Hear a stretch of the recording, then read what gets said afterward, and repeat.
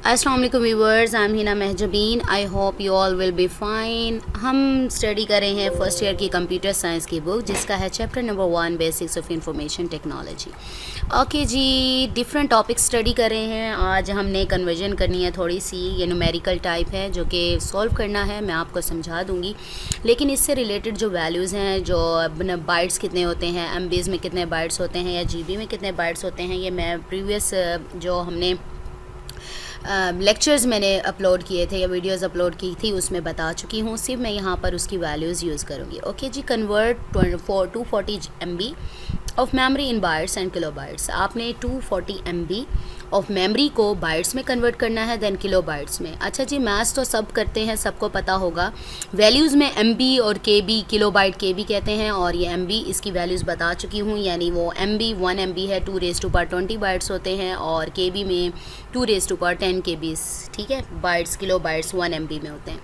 तो आपको सबसे पहले पता होगा कि 1 MB में कितने बाइट्स होते हैं, देन ही आप बता सकते हैं कि 240 में। जैसे 1 एग की प्राइस पता होगी तो 12 एग्स की आप क्या करेंगे, उसे 12 से मल्टीप्लाई कर देंगे, ऐसे ही है ना। तो number of bytes in 1 MB में जो बाइट्स होते हैं 2⁻, ये एंड का ये साइन लगा हुआ है, ये रेज टू पावर है, यानी 2 की पावर के आगे 20, 2⁻20 बाइट्स होते हैं 1 MB में। तो मुझे कितने MBs गिवन है, 240। तो आप क्या करेंगे, 240 MB किसके खोलेंगे, 240 को मल्टीप्लाई कर दें 2⁻20, यानी बाइट्स आ जाएंगे, ठीक है। ये कन्वर्जन होगी। आगे आपको इसको इतना ज़्यादा सॉल्व करने की ज़रूरत नहीं है, बस यहीं तक काफ़ी है। ओके जी, एक तो हमारा पार्ट हो गया, यानी 1 MB में होते हैं 2⁻20 बाइट्स, और 240 यानी 1 एग की प्राइस अगर 10 रुपीज़ है तो 12 की करनी है, तो 12 को 10 से मल्टीप्लाई कर देते हैं। इसी तरह से मुझे 1 MB की प्राइस पता थी, यानी वैल्यू पता थी कितने बाइट्स होते हैं, तो मैंने 240 को उससे मल्टीप्लाई कर लिया, तो मुझे पता चल गया कि कितने बाइट्स होते हैं। नेक्स्ट उसने कहा था bytes and kilo bytes KB में, तो हमें 1 KB में पता होगा, यानी 1 MB में कितने बाइट्स होते हैं, देन ही हम बता सकते हैं ना ये 240 में कितने होते हैं। तो number of kilo bytes in 1 MB में कितने बाइट्स होते हैं, 2⁻10 KB होते हैं। तो मैंने 240 करना है, तो 240 को इस वैल्यू से मल्टीप्लाई कर दें, या फिर आप लिख सकते हैं 1024 KB होते हैं, ठीक है। तो ये लिख लें, मर्ज़ी है, या फिर आप लोग वही राइट कर लें, सेम 240 को मल्टीप्लाई कर दें 10⁻10 से, ये भी ठीक है। और ये वैल्यू निकाल के आप लोग इसको भी कर सकते हैं, यहाँ भी किया जा सकता था 1024, ठीक है, MB KB राइट कर लें इस तरीके से। तो हमने क्या किया, यहाँ पर इसकी वैल्यू निकाल ली और उसको क्या कर दिया 240, यानी 240 MB में इतने KB होते हैं। तो ये तो हो गया हमारा सॉल्व। आई होप आप लोगों को समझ आ गई होगी। ओके जी, अब है GB की बात।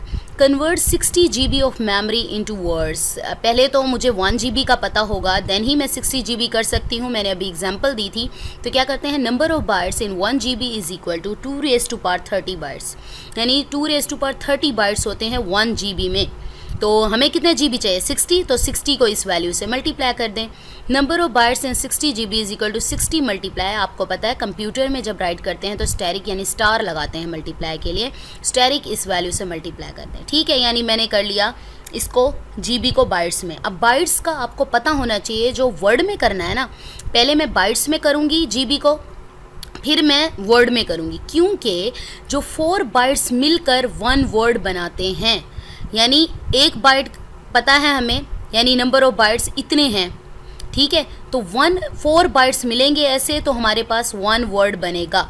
तो number of words in 60 GB में क्या होगा, 4 बाइट्स मिलते हैं, तो 4 से 60 को डिवाइड कर दें।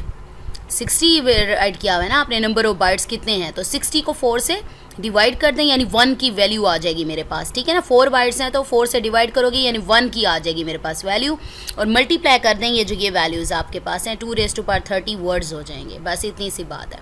नेक्स्ट है हमारा define system and it's component. System क्या होता है, कोई भी सिस्टम की बात कर लें, कंप्यूटर की कर लें, या कोई ऑर्गेनाइजेशन का सिस्टम हो गया, कुछ भी हो गया, तो वो क्या होता है, system combination of different components, मुख्तलिफ कंपोनेंट्स से, ज़ात से या चीज़ों से मिलकर बनता है। इसमें क्या होता है, जो मिलकर काम करती हैं, कोई भी स्पेसिफिक कोई मखसूस काम जिसके लिए इस सिस्टम को बनाया गया होता है। और इसके ये जो सिस्टम परफॉर्म करने के लिए हमारे लिए क्या है, डिफरेंट प्रोसीजर्स, तरीक़ेकार, टेक्निक्स यूज़ होती हैं इन टास्क को परफॉर्म करने के लिए। और जो प्रोसीजर्स हैं वो क्या होते हैं, सेट ऑफ स्टेप्स होते हैं जो कि रेगुलरली और स्पेसिफाइड ऑर्डर में अकम्प्लिश यानी लागू किए जाते हैं, बनाए जाते हैं, किए जाते हैं, ताकि जो हमारा टास्क है वो कंप्लीट किया जा सके।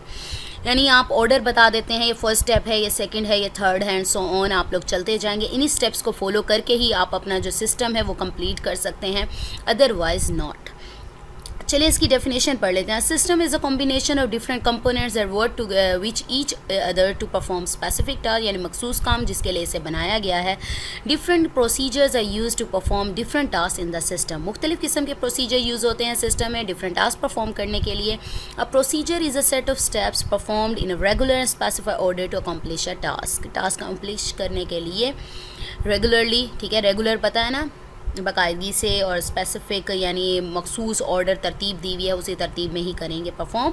For example the registration of students is a procedure in an educational system.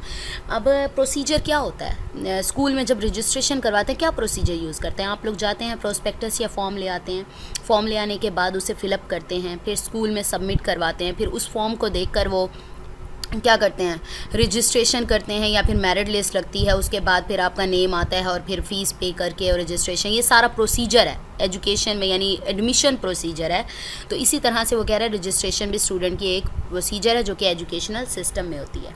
अच्छा जी, इसके कंपोनेंट्स क्या हैं, क्या क्या चीज़ें हैं जो सिस्टम से रिलेटेड होती हैं और सिस्टम के साथ यूज़ होती हैं। हार्डवेयर हो गया, यानी मशीनरी हो गई, इक्विपमेंट्स हो गई, या कंप्यूटर यूज़ करें, सीपीयू हो गया, कंप्यूटर हो गया, कीबोर्ड माउस, ये सारे सॉफ्टवेयर जो आप अपने कंप्यूटर पे इंस्टॉल कर रहे हैं, यानी सपोज करें डेटाबेस कर रहे हैं, इस तरीके से पीपल एंड यूज़र जो इसको यूज़ कर रहे हैं, डेटा और इन्फॉर्मेशन जो इसमें स्टोर करवा रहे हैं आप, कम्युनिकेशन सेटअप, यानी इन सारी चीज़ों के लिए किस तरह की कम्युनिकेशन यूज़ कर रहे हैं, या तो कंप्यूटर यूज़ कर रहे हैं या फिर फाइल्स यूज़ कर रहे हैं, आप आपकी मर्ज़ी है।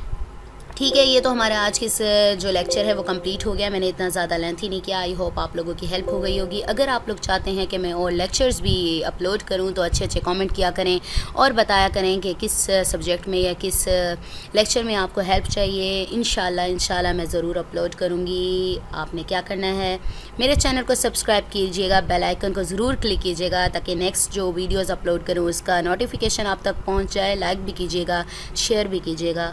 ओके, अल्लाह हाफिज़।